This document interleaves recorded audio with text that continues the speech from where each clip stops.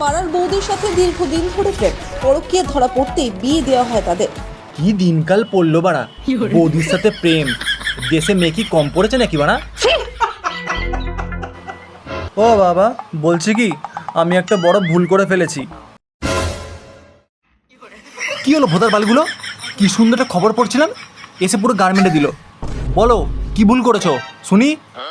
ও বাবা, আমি একটা মেয়ে খুব ভালোবাসি, আর মেয়েটার বাড়ির লোক আর বাবা জানতে পেরে গেছে। কি?